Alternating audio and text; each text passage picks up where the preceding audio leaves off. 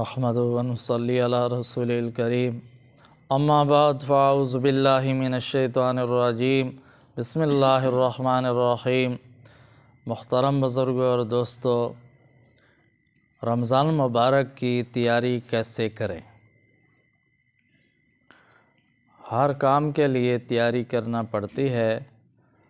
اگر آدمی پہلے سے تیاری کر لے تو زیادہ سے زیادہ فائدہ اٹھا سکتا ہے، پہلے سے تیاری نہ کرے تو بہت سارے فائدے سے محروم ہو جاتا ہے۔ تو ماہ رمضان کی تیاری کے متعلق عرض کر رہا ہوں کہ ماہ رمضان کی تیاری کیسے کریں، کون سے اعمال زیادہ سے زیادہ رمضان المبارک میں کریں۔ ماہ رمضان میں ایک عمل جو بہت کثرت سے کرنا ہے وہ ہے قرآن پاک کی تلاوت۔ قرآن پاک کی تلاوت کرنا۔ ویسے بھی قرآن پاک کی تلاوت کرنا بہت بڑا عمل ہے، بہت محبوب عمل ہے، بہت پیارا عمل ہے، بہت بڑی فضیلت والا عمل ہے، بڑے فضائل ہیں۔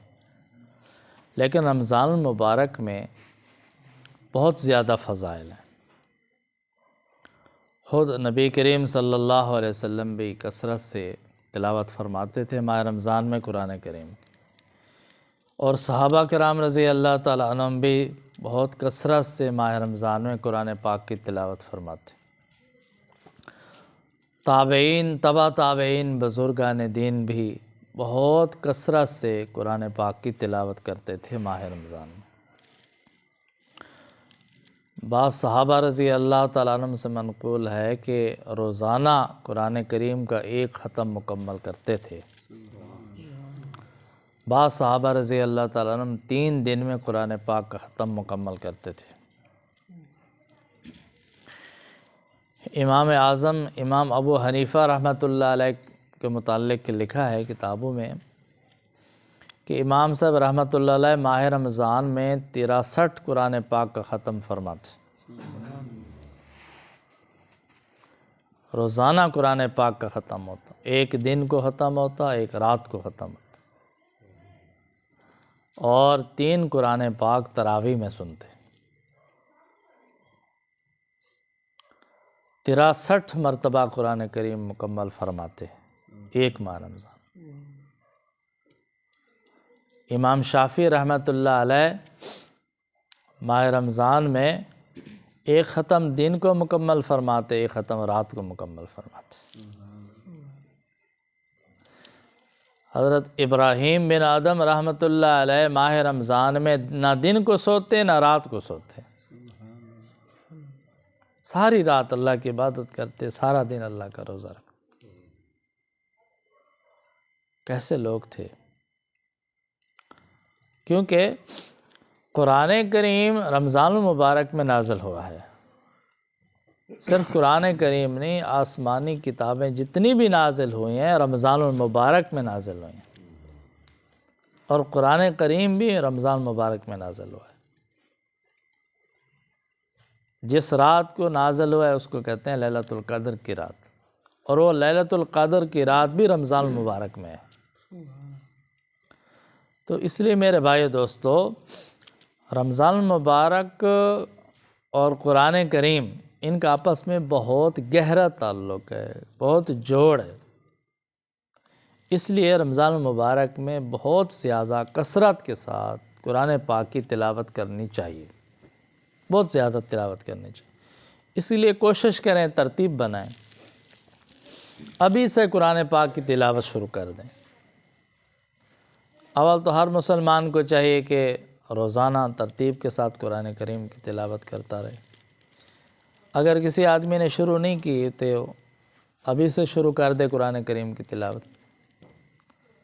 اور قرآن کریم کی یہ برکت ہے کہ جتنا زیادہ پڑھیں گے اس کو اتنا زیادہ آسان ہوتا چلا جائے گا، اتنا زیادہ روانگی بڑھتی چلی جاتی ہے۔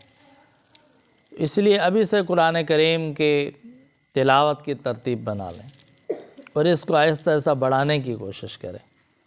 پہلے روزانہ 1 سپارہ پڑھتے تھے تو آپ اس کو 1.5 سپارہ کوشش کریں، 2 سپارے کوشش کریں، اس طرح روزانہ کچھ نہ کچھ بڑھائیں، تاکہ رمضان المبارک جب آ جائے تو ہمارے قرآن پاک کی تلاوت کرنے کی عادت ہو، معمول بن چکا ہو، پھر قرآن کریم کا رمضان المبارک میں ختم کرنا، زیادہ قرآن پاک پڑھنا آسان ہو جائے۔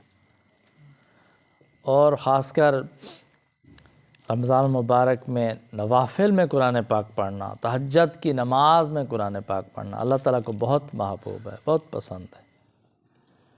اس لیے